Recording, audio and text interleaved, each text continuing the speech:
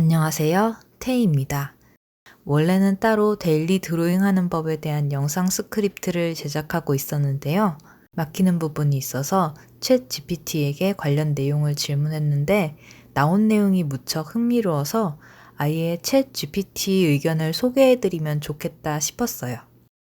제가 인공지능에게 했던 질문은 AI가 범람하는 시대에 그림 작가로 살아남는 법은 무엇일까? 라는 질문이었는데요. 과연 챗 GPT는 어떻게 대답을 해줬을까요? 자, 그럼 지금부터 인공지능이 생각하는 대 AI 시대의 작가로 살아남는 법 5가지를 소개해 드리겠습니다.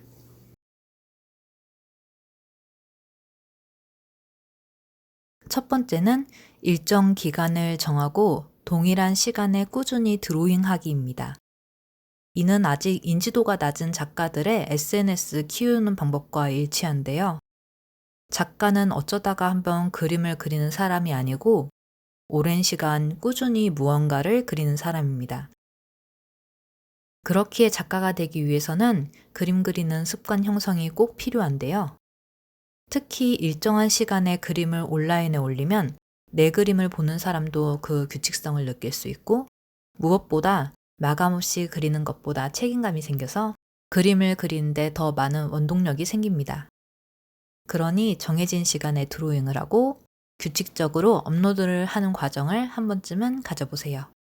당신이 꾸준히 그림을 그리는 사람이라는 인식을 심어주는 것이 작가가 되기 위한 첫 번째 관문입니다.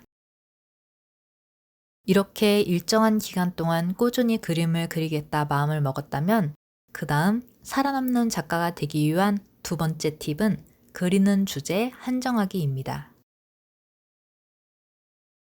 이왕이면 그 대상은 내가 좋아하는 것으로 할 것을 추천드려요. 그러면 그리는 과정 자체가 즐거움이 될 수 있고 높은 집중력과 열정을 가질 수 있어 더 좋은 작품을 만들 수 있습니다. 지금 당장 그리고 싶은 게 떠오르지 않는다면 내가 좋아하는 애니메이션 캐릭터나 좋아하는 장소, 물건을 그림으로 표현해 보세요. 분명 그냥 그림을 그려야겠다 마음을 먹었을 때보다 더 많은 동기부여를 받을 수 있을 것입니다. 그리고 일정한 주제의 작품을 계속해서 만들어야 이 작가는 무엇을 그리는 작가구나 라는 인식을 만들 수 있습니다. 무엇이든 잘 그리는 사람도 물론 좋지만 작가는 어떤 주제를 잘 이해하는 사람에 가깝다는 것을 잊지 마세요.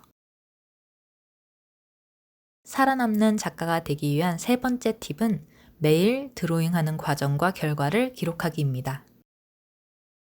우선 기록하는 일은 자신의 드로잉 과정을 추적하고 자신의 발전 정도를 파악하는 데 도움이 됩니다. 게다가 요즘은 그림 그려주는 AI도 보편화되어 있어서 그림만 목적이면 누구에게 그림을 의뢰하기보다는 그냥 AI에게 원하는 그림을 그려달라는 게 더 합리적인 세상이 되었습니다. 결국 사람이 그린 그림을 사랑하는 사람들은 그림과 함께 그림을 그리는 과정, 그리고 그 과정에서 보이는 작가의 감정과 경험, 생각의 가치를 향유하는 사람들만 남게 될 것이에요. 그렇기에 작가가 되기 위해서는 해당 그림을 그리게 된 이유, 드로잉하는 과정에서 느낀 것들을 기록하는 일이 이전보다 훨씬 더 중요한 일이 되었습니다.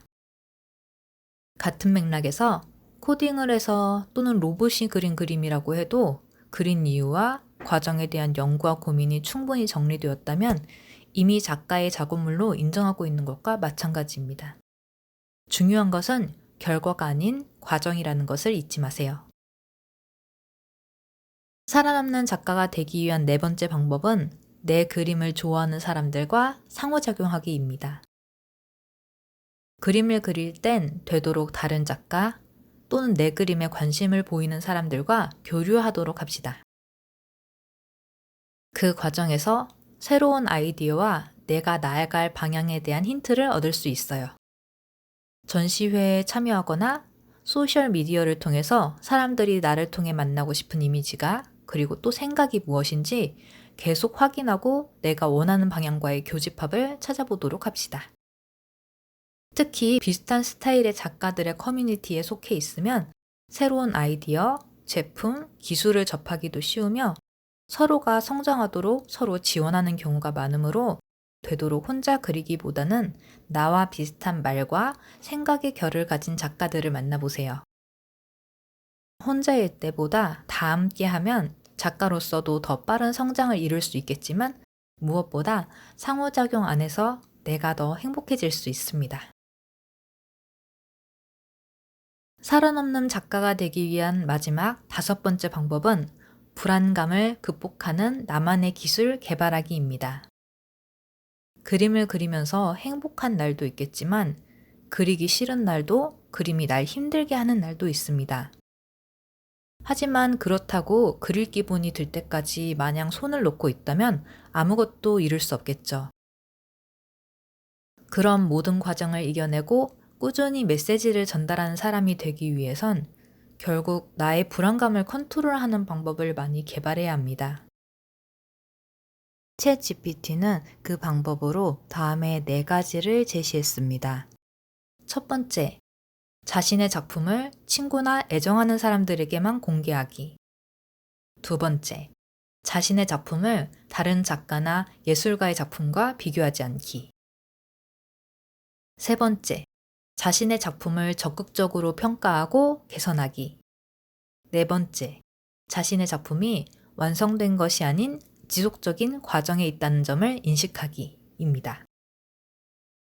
저의 경우엔 그림을 그리다가 막막한 기분이 들면 롤모델의 에세이를 읽거나 좋아하는 작가님들이 하신다는 불안 해소법을 그대로 따라해 보기도 했어요.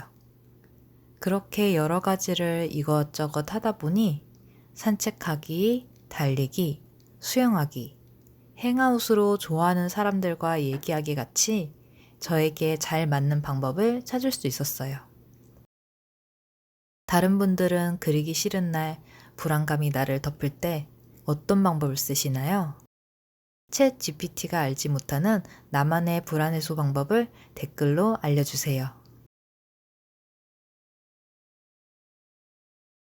이렇게 오늘은 챗 GPT와 함께 AI가 범람하는 시대에 그림 작가로 살아가는 법 5가지를 알아보았습니다. 첫 번째는 일정 기간을 정하고 동일한 시간에 꾸준히 드로잉하기. 두 번째는 그리는 주제를 한정하기. 세 번째는 매일 드로잉하는 과정과 결과를 기록하기. 네 번째는 내 그림을 좋아하는 사람들과 상호작용하기. 다섯 번째는 불안감을 극복하기 위한 나만의 기술 개발하기였습니다. 결국 그림 그리는 일은 나를 기록하는 과정이고 내 주변과 내가 좋아하는 일을 더 사랑하기 위한 방법을 아는 일입니다. 그렇기에 당장 큰 경제적 효용이 없어도 나를 찾기 위한 일로 그림을 시작하는 사람들이 많은 게 아닐까 싶어요. 오늘 챗 GPT의 조언은 어떠셨나요? AI라 해도 수많은 사람들의 의견을 학습한 것이기에 전 결국 오늘 한 이야기가 많은 사람들의 조언을 AI 입을 통해서 전달받는다는 느낌이었어요. 틀림없이 좋은 이야기들이기에 저도 조언에 따라 더 열심히 과정을 기록하고 좋아하는 사람들과 상호작용하며 더 많은 일을 함께 해야겠다 싶었습니다. 그럼 저는 다음 영상에서 찾아뵐게요. 오늘도 평안한 마음으로 마음껏 그림을 그릴 수 있는 하루가 되시길 바래요.